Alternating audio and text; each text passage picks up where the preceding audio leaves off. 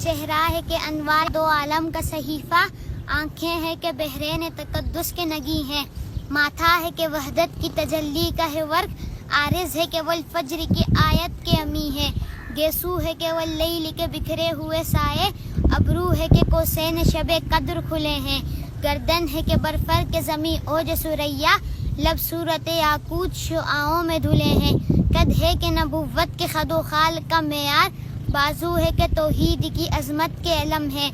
سینہ ہے کہ رمز دل ہستی کا خزینہ، پلکیں ہیں کہ الفاظ رخ لوح و قلم ہے، باتیں ہیں کہ طوبا کی چٹکتی ہوئی کلیاں، لہجہ ہے کہ یزداں کی زباں بول رہی ہے، خطبے ہیں کہ ساون کے امنڈتے ہوئے بادل، قراءت ہے کہ اسرار جہاں کھول رہی ہے، یہ دانت یہ شیرازہ شبنم کے تراشے، یاقوت کی وادی میں دمکتے ہوئے ہیرے، شرمندہ تاب لب دندان پیغمبر، حرف بسنا خوانی و خامہ بسریرے، یہ موج تبسم ہے کہ رنگوں کی دھنک ہے، یہ عکس متانت ہے کہ ٹہرا ہوا موسم، یہ شکر کے سجدے ہیں کہ آیات کی تنزیل، یہ آنکھ میں آنسو ہے کہ الہام کی رمجم، کہنے کو تو ملبوس بشر اوڑھ کے آیا، لیکن تیرے احکام فلک پر بھی چلے ہیں، انگلی کا اشارہ تھا کہ تقدیر کی ضربت، مہتاب کے ٹکڑے تیرے قدموں میں گرے ہیں، کہنے کو تو فاقوں پر گزری تیری راتیں،